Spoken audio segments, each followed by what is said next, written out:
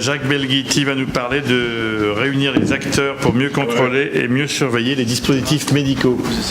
Je vais surtout un peu vous faire part à travers ce qui a été dit aujourd'hui. J'ai trouvé que c'était vraiment une très belle séance de quelques réflexions. Évidemment, les choses ne seraient pas parties sans ce qu'on a eu, l'appelant le scandale, ce qui a été appelé le scandale sanitaire, qui a permis un petit peu de mieux de comprendre et avoir des interrogations. Alors, à travers ce qui a été dit, je voudrais insister sur deux choses. La première, en ce qui concerne les études, et on l'a vu pour l'étude qui a été celle présentée sur le filet d'orange, il y a une confusion entre la complétude d'un dossier et la certification. Très peu de gens, sauf ceux qui sont très avertis, ont compris que, en fait, à aucun moment, ce filet d'orange n'aurait eu la certification, quelle que soit l'hétérogénéité des centres. Simplement, il avait présenté un dossier complet, et comme le dossier était complet, mais il n'avait pas été examiné. Le deuxième élément, et je ne suis pas sûr qu'on l'ait encore levé, c'est la confusion entre obtenir des données cliniques et des études cliniques pour les dispositifs médicaux implantables. C'est vraiment quelque chose de très différent. Et je me suis aperçu que là, il y a une discordance très forte que je ne vois pas se rejoindre entre ce qu'on appelle l'HTA Evaluation, Health Technology Assessment, et l'évaluation académique. Je vous donne un exemple, je ne sais pas, Jacques, Caton doit être aussi sensible à ça. L'impact facteur d'un journal n'intervient absolument pas dans une agence d'évaluation. Or, tout le monde sait que c'est pas la même chose de publier une très belle étude dans le Lancet ou dans le New England que de la publier dans un journal du groupe Indawi, pour ceux qui sont au courant de ce que font et les Chinois et les Indiens, qui créent des revues, qui acceptent des articles sans aucun filtre et avec des comités éditoriaux qui ne sont absolument inconnus. Je reste très inquiet sur cet élément-là, ce qu'on appelle l'arrivée de ces revues prédatrices qui risquent de faire beaucoup de mal à la science. Et je pense qu'un certain nombre de CNU ont raison quand ils vont pénaliser les candidats qui publient dans ces revues prédatrices. Un certain nombre sont de bonne foi, n'ont pas compris, mais c'est quelque chose de très grave.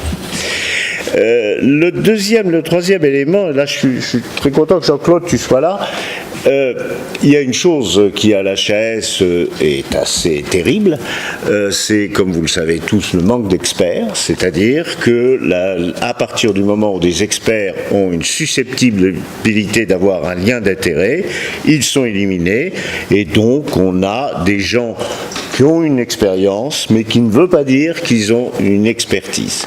Donc la France a une position assez rigide sur le domaine de l'expertise, rigidité qui ne lui permet pas de prendre suffisamment, de prendre la tenue qu'elle devrait avoir sur le plan scientifique. Et je me demande comment les choses vont se passer, ou je subodore, quand on va avoir ce problème des experts au niveau européen versus ce que l'on exige en France.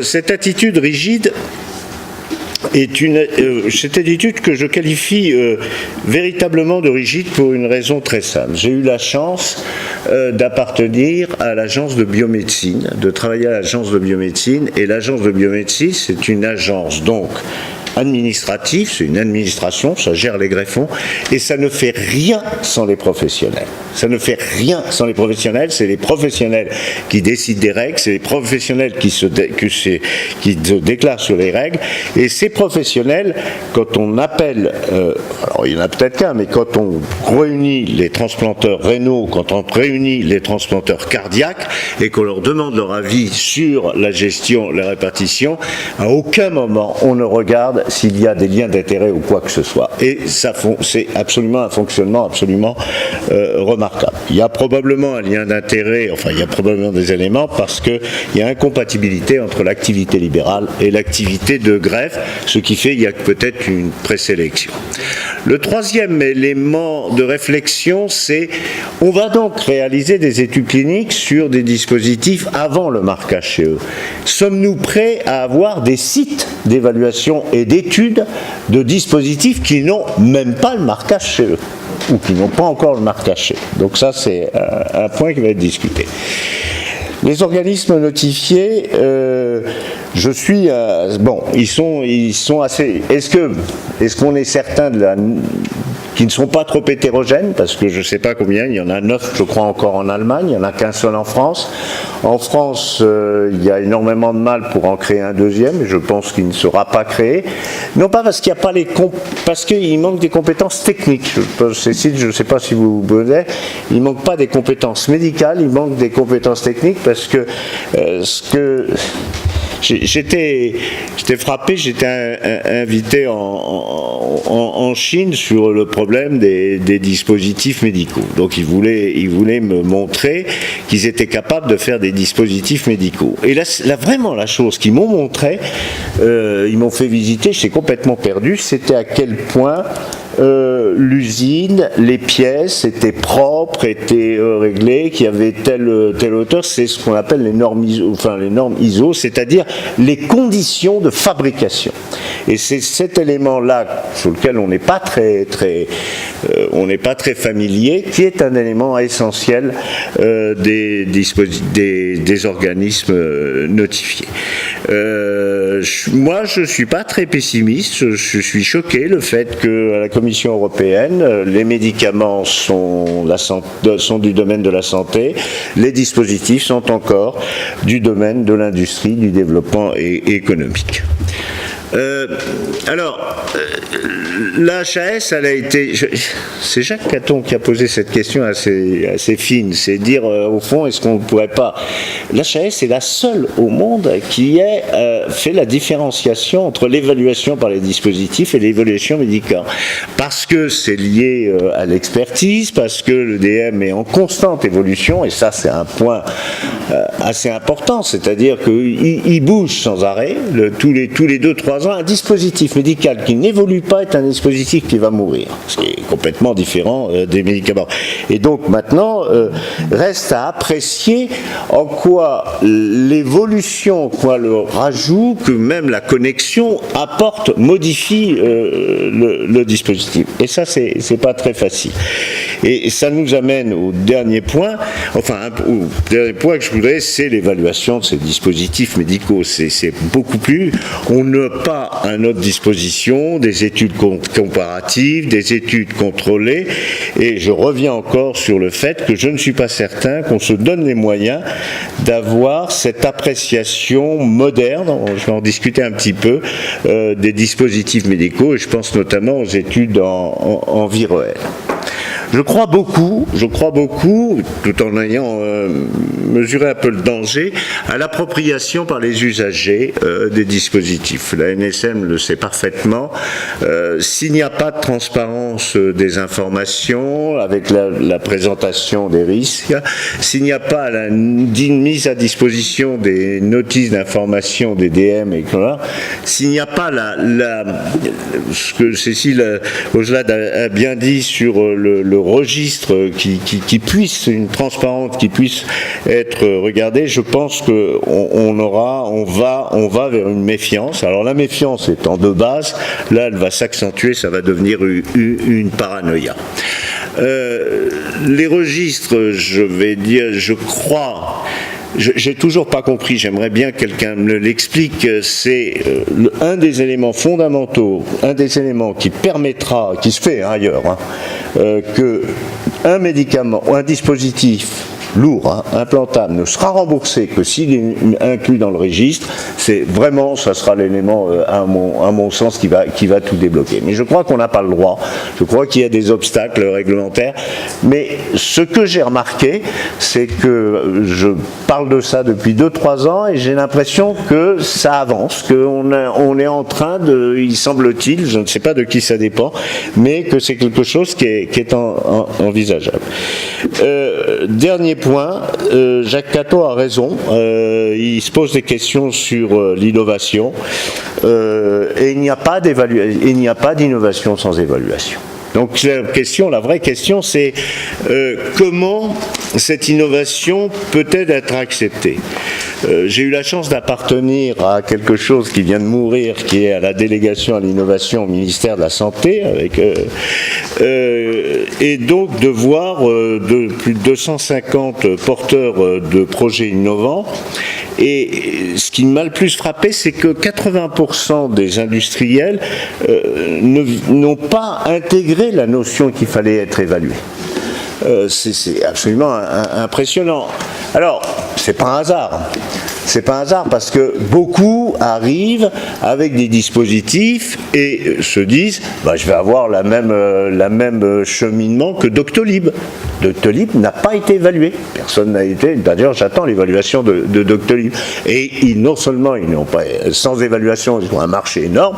Et donc, c'est le rêve d'un certain nombre de beaucoup d'industriels d'arriver à s'imposer sur le marché. Non, ça ne sera pas comme ça pour tout. Non, il ne faudra pas accentuer l'inégalité d'accès aux soins. Non, il faudra un certain nombre. Il faudra vous lier à des équipes académiques parce qu'il faudra probablement publier les résultats.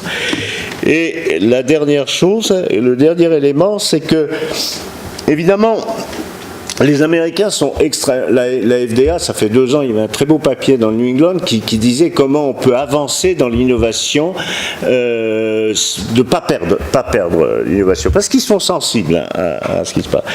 Donc, on a un risque qui est calculé, on sait qu'on a un risque, on l'accepte, on a un risque à accepter, on a des éléments, et donc on va mettre sur le marché le dispositif et avoir en vie réelle un retour très régulier, soit par les hôpitaux, soit par les professionnels, soit par les malades, des résultats. Et à un moment donné, si ces résultats laissent apparaître qu'il y a un effet négatif, on stoppe. C'est quasiment impossible en France. Je ne vois pas en France qui va se lancer dans ces études. Or, c'est ça l'avenir, c'est les études en vie réelle. Qui va se lancer dans une étude et avoir la capacité d'arrêter ? Parce qu'on m'a toujours appris quelque chose, c'est qu'on ne peut pas dérembourser quelque chose qui est déjà remboursé. Et c'est difficile. Voilà, je vous remercie de votre attention.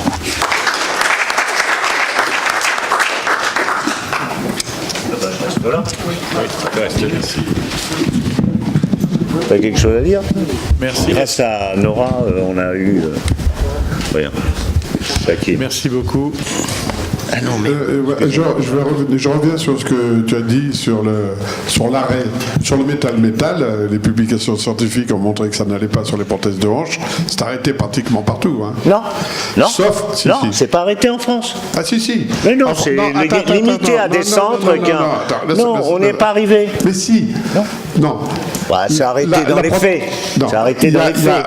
Il y a le resurfaçage de hanche. Il y a un centre qui est à Lille, c'est Julien Gérard qui s'en occupe, et donc il y a un registre particulier sur des patients particuliers avec ce problème de resurfaçage sur des indications particulières, mais la prothèse totale de hanche métal, elle est quasiment arrêtée dans plus de 90% aujourd'hui. Il n'y a plus un chirurgien orthopédiste qui met des prothèses métal, c'est fini, c'est terminé ça.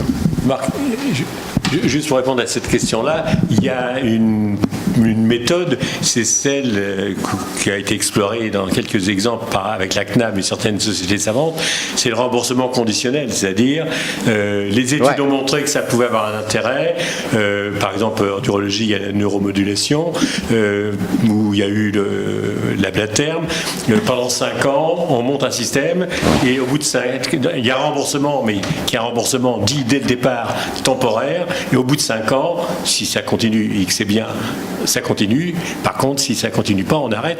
On a eu l'exemple avec l'hyperthermie. Alors, ça s'est arrêté avant parce que il y avait 7 industriels qui s'étaient lancés dans l'hyperthermie, et puis on avait fait une étude en les mettant tous à Corentin-Selton et pour les comparer. On a montré que ça marchait pas. Il y en a 3 qui ont fait faillite, et puis les autres, ils ont fait autre chose. Mais le remboursement conditionnel, c'est un moyen de pallier à ce que tu as dit, qui est vrai par ailleurs. Mais il faut qu'on arrive à convaincre la CNAM, et c'est très difficile de les convaincre de ces remboursements temporaires. Mais là aussi, ils ont un peu évolué par rapport à avant. Oui, c'est le forfait innovation. Oui, c'est ça. Oui, le forfait innovation, qu'est-ce qu'on a comme mal à le faire? Encore heureusement, là, ça avance un peu. Mais c'est à moi, là. Mais c'est autre chose. Non, oui, parce que, oui, alors Gérard, parce que... Jean-Claude. Oui. Je ne sais pas comment approcher ça. Voilà. C'est-à-dire que, d'abord, merci, parce que j'aime bien la vérité vraie dans la vraie vie. Donc, et ça, c'est exactement ça. Parce qu'on a tous vécu ça dans différents travaux à droite et à gauche, et on ne savait pas comment, à un moment donné, on ne savait pas où on avançait, on ne savait plus comment s'arrêter. Donc, ça nous est arrivé à tous, et c'est exactement ça. Moi, j'ai ressenti ça en plein dans ce que j'ai entendu là. Alors, ici, dans cette institution, on met en exergue la nécessité d'un certain nombre de moyens à mettre en œuvre pour, c'est le avant ou pendant, c'est pas la formation. 2, pour l'évaluation des dispositifs, qui permettrait donc, effectivement, peut-être après, de prendre un certain nombre de dispositions dans un cadre, finalement, qui serait légal. Pourquoi je dis ça ? Parce que c'est pas que la loi. C'est-à-dire que je pense un petit peu, et notamment en orthopédie, en urologie de plus en plus, et d'autres maintenant, à la judiciarisation des actes médicaux. Ça veut dire quoi ? Pourquoi je pense à ça ? Alors c'est peut-être idiot de penser à ça. Ça veut dire que toutes les propositions qui sont faites ici, aussi intelligentes soient-elles, ça coûte de l'argent. Or de l'argent, dans le cadre des organismes publics actuellement, il n'y en a pas beaucoup, il n'y en a pas assez. Donc pourquoi on ne se pose pas la question des assurances dans le cadre médico-légal qui pourraient intervenir dans ces domaines-là pour aider au développement, au financement, etc., dans le cadre d'organismes qui pourraient être indépendants. C'est une question que je mets au débat. Je ne suis pas du tout sûr qu'elle soit pertinente. C'est que, voilà.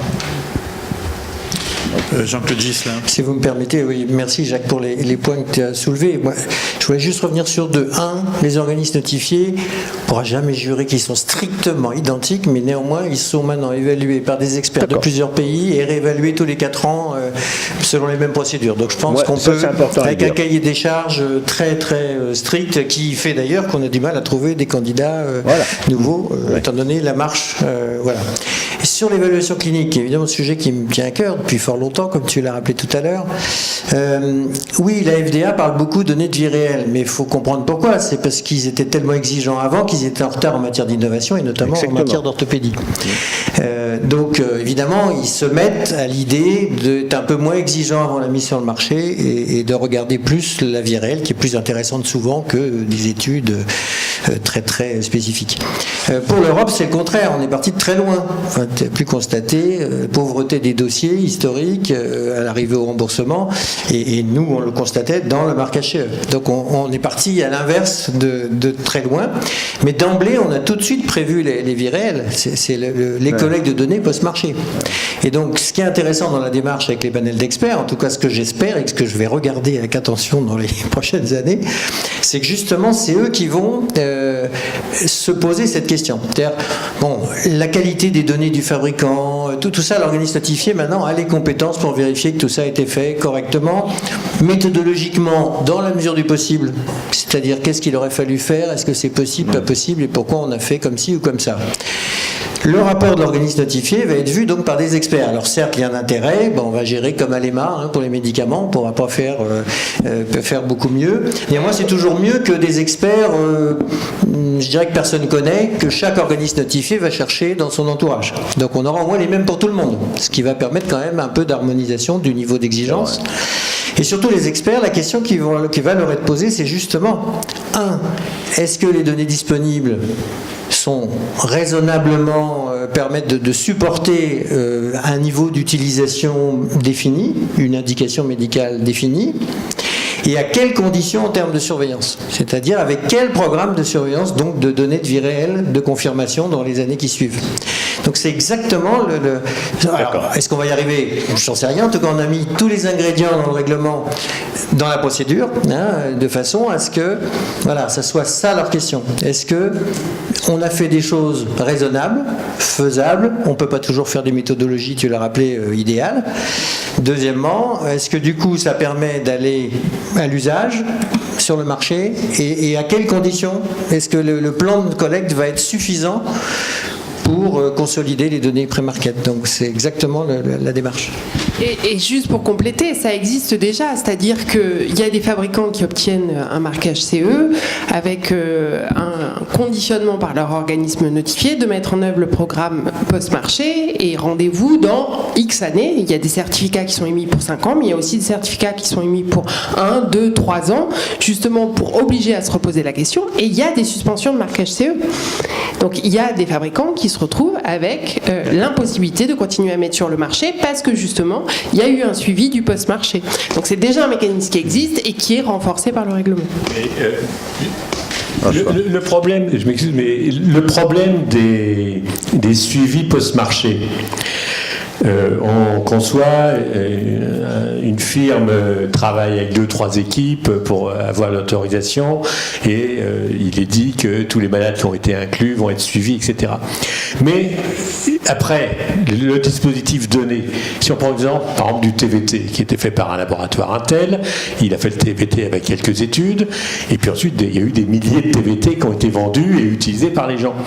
Nous, dans mon service, on mettait beaucoup de TVT. Jamais personne nous a demandé quels sont vos résultats. Bon, on était universitaires, on les a publiés, on n'a pas attendu. Mais en pratique de ville, les gens n'ont pas intérêt à publier. Donc comment vous voyez le suivi post-marché, indépendamment de ceux qui ont servi à démarrer, mais qui sont forcément d'abord des gens hyper compétents, ou on peut l'espérer, et pour la vie réelle, c'était les anciennes phases 4 des médicaments, mais on sait comment. Bon, comment vous voyez ça?